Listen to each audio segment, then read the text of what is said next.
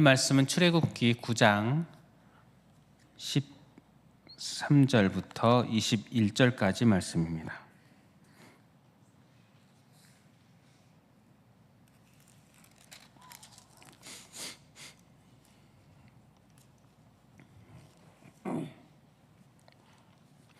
출애굽기 9장 13절부터 21절 다 함께 봉독하겠습니다.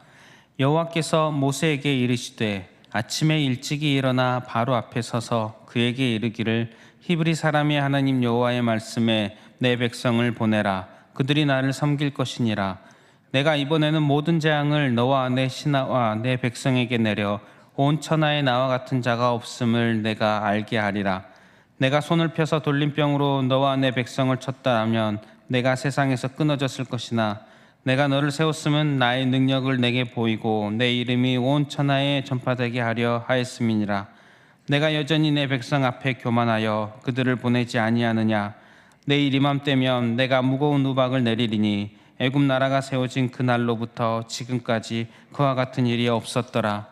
이제 사람을 보내어 내 가축과 내 들에 있는 것을 다 모으라. 사람이나 짐승이나 무릇 들에 있어서 집에 돌아오지 않는 것들에게는 우박이 그 위에 내리리니 그것들이 죽으리라 하셨다 하라 하시니라. 바로의 신하 중에 여호와의 말씀을 두려워하는 자들은 그 종들과 가축을 집으로 피하여 들였으나 여호와의 말씀을 마음에 두지 아니하는 사람은 그의 종들과 가축들 들에 그대로 두었더라. 아멘. 하나님께서 모세를 바로에게 보내어 7번째 재앙을 예고하게 하시는 그런 장면이 오늘 말씀입니다. 하나님께서 예고하신 7번째 재앙은 우박 재앙입니다. 18절에 보면 내일 이맘때면 내가 무거운 우박을 내리리니 애굽 나라가 세워진 그날로부터 지금까지 그와 같은 일이 없었더라. 이렇게 말씀합니다. 재앙의 강도가 더 강렬해지고 있습니다. 우박 재앙은 이전의 6가지 재앙보다 더 심각한 재앙이라고 할 수 있을 것입니다. 이전 재앙까지는 여러 가지 삶에 피해를 입고 고통을 받고 어려움을 얻고 병이 들고 가축이 죽고 하는 재앙들이었는데 이제 이번 7번째 재앙은 사람들이 직접적으로 타격을 입어서 죽고 애굽 땅이 초토화된다고 할 수 있는 그런 식의 재앙입니다. 엄청난 재앙을 앞두고 있습니다.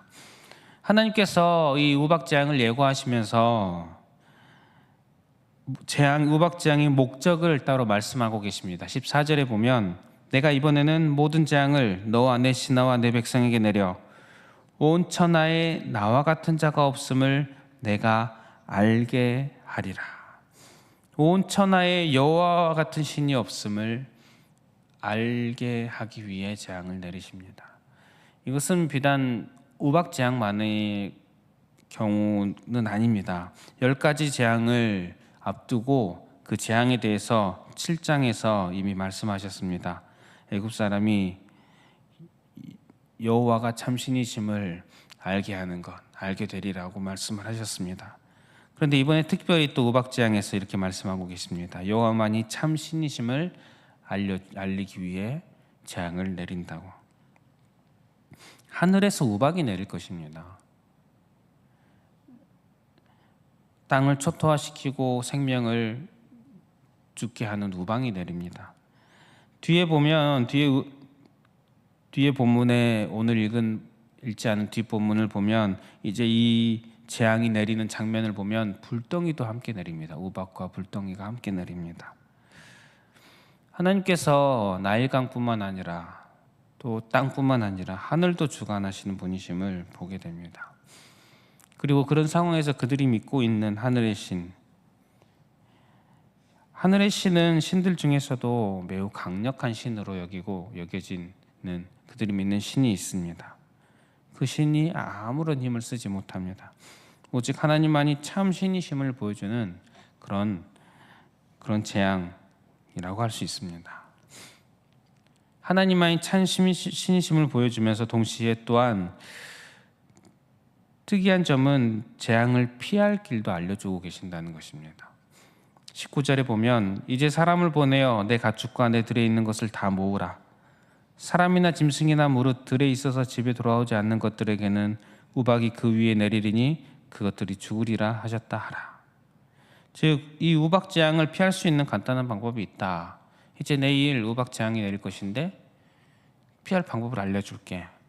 집에 들어가 있어라 라는 것입니다. 피할 방법도 알려주십니다.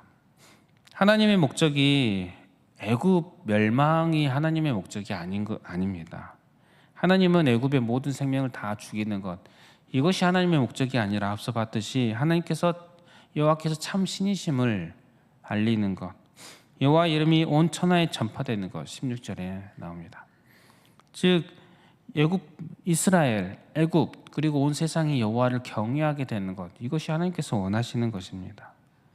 그래서 15절에 보면 하나님께서 원하셨다면 애굽에 돌림병을 돌려서 다 간단하게 죽일 수 있으셨습니다.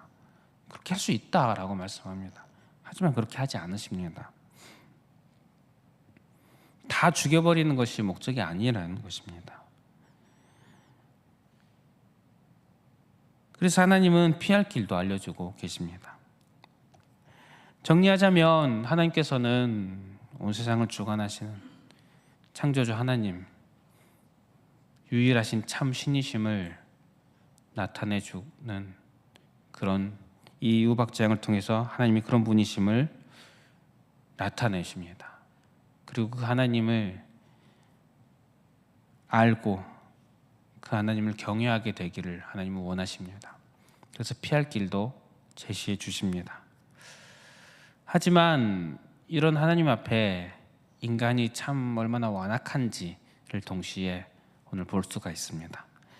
애굽 사람들의 반응이 20절, 21절에 나오는데 바로의 신하 중에 여호와의 말씀을 두려워하는 자들은 그 종들과 가축을 집으로 피하여 들였으나 여호와의 말씀을 마음에 두지 아니하는 사람은 그의 종들과 가축을 들에 그대로 두었더라. 어떤 사람은 여호와의 말씀을 두려워해서 피합니다.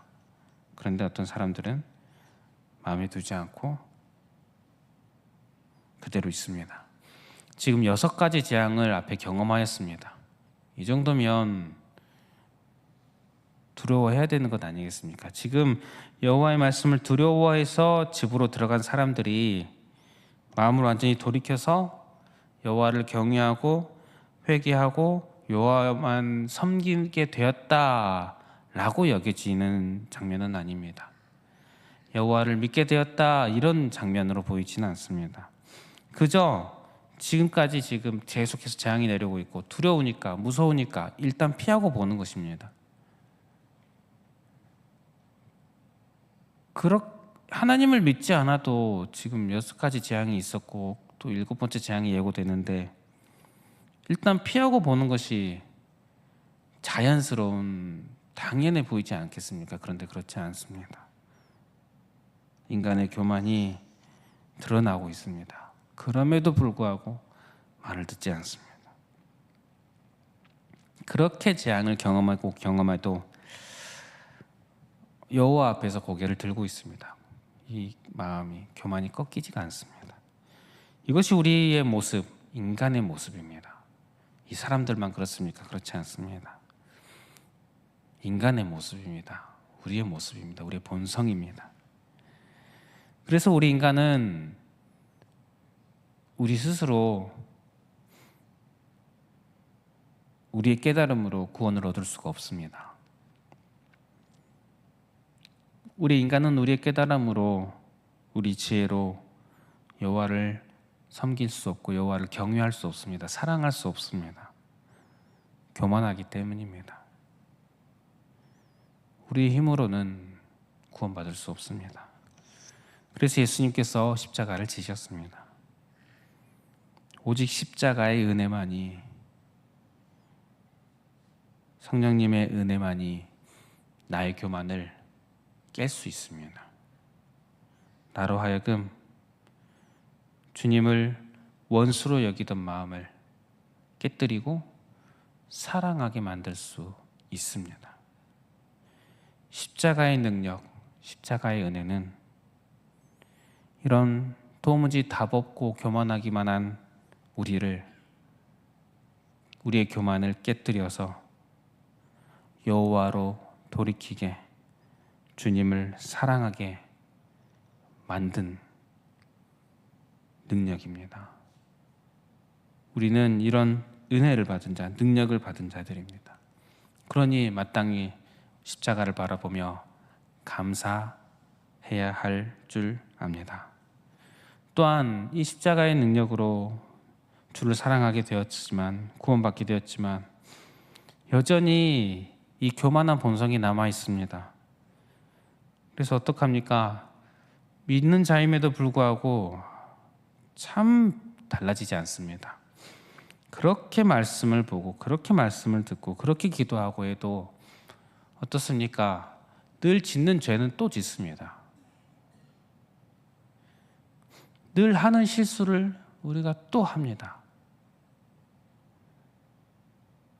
늘 똑같은 방법으로 누군가에게 상처를 주고, 늘 똑같은 방법으로 죄를 짓고, 참 예수님을 닮아가는 것이 잘 되지가 않는 것 같습니다. 잘 나의 이 바꾸고 싶은 이 교만한 모습, 죄악된 모습들이 잘 변하지가 않는 것을 경험합니다. 참 나의 모습입니다. 그렇기 때문에 십자가를 바라봐야 합니다. 그렇기 때문에 우리는 매일매일 십자가를 보며 살아야 합니다. 십자가에만 능력이 있습니다. 십자가에만 구원과 변화의 능력이 있는 줄 믿습니다.